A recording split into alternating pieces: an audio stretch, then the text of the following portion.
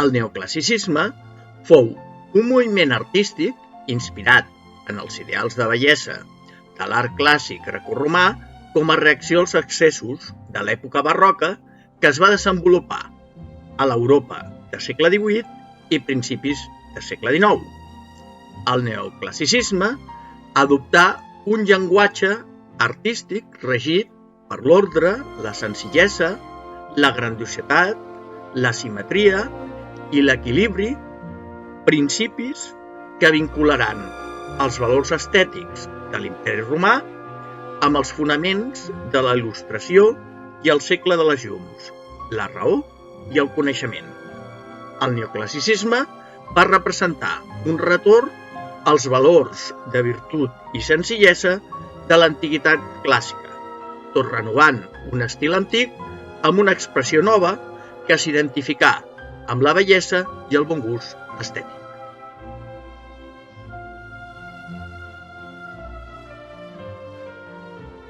El neoclassicisme es va desenvolupar fonamentalment en l'arquitectura i en les arts decoratives i visuals, en les quals els cànons i els valors estètics de l'antiga Grècia, Roma o fins i tot l'antic Egipte constituïen referents que l'arqueologia i el redescobriment de meravelles del món antic com Pompeia, Herculano o l'Acròpolis d'Atenes feien possible.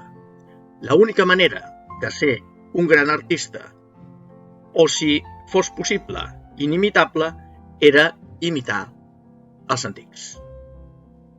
Tanmateix, el neoclassicisme no es va limitar a les arts plàstiques, sinó que també va inspirar la literatura.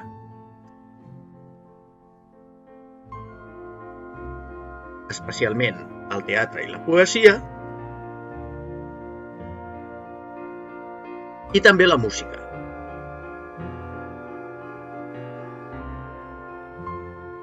Tot i que, sovint, convertides en el mitjà de transmissió d'una cultura burgesa influïda pel racionalisme i les idees de la il·lustració.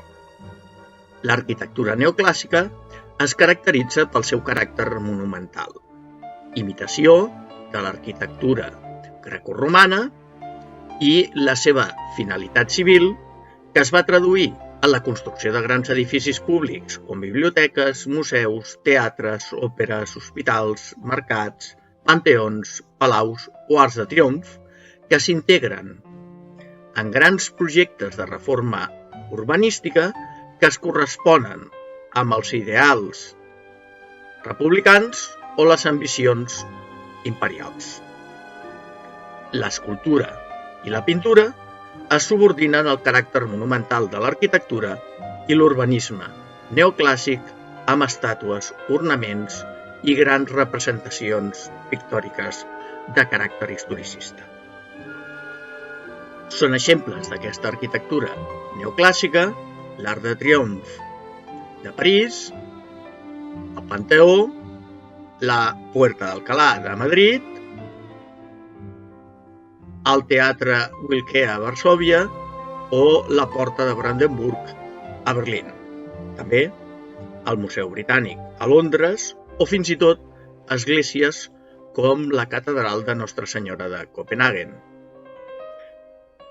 L'escultura neoclàssica va copiar les temàtiques i els cànons estètics de l'antiguitat sobre marbre blanc, sense policromar, doncs es pensava que així eren les escultures antigues, tot recuperant la figura humana com a ideal de bellesa, harmonia i equilibri.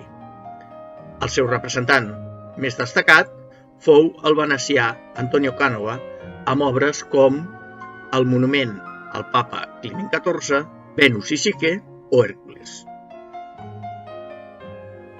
La pintura neoclàssica no tenia l'abundància de models i referents de l'arquitectura a l'escultura, doncs no s'havien conservat gaires exemples.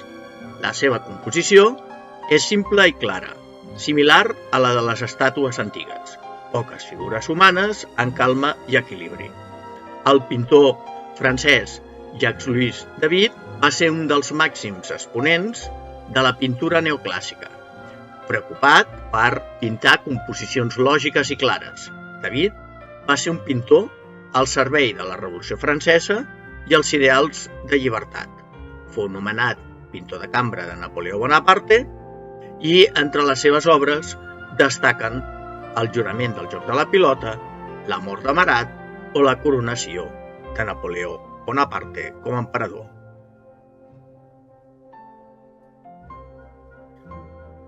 Menció especial mereix el classicisme musical, que es correspon amb el moviment artístic neoclàssic, ja que en el període entre 1750 i 1820 va donar a la música figures universals com Joseph Haydn, Wolfgang Amadeus Mozart, Ludwig van Beethoven o Franz Schubert, tot i que aquests dos últims també se'ls considera part del moviment artístic romàntic. Haydn, juntament amb Mozart, són els dos grans representants del classicisme musical. Haydn va compondre durant 60 anys òperes, sonates per piano i múltiples simfonies. De fet, és considerat el pare de la simfonia. La precocitat i el geni musical de Mozart, als 5 anys ja composava obres musicals, segurament no ha tingut igual en la història de la música. L'obra de Mozart abasta tots els gèneres musicals, deixant obres mestres amb música simfònica, concerts, òperes, sonates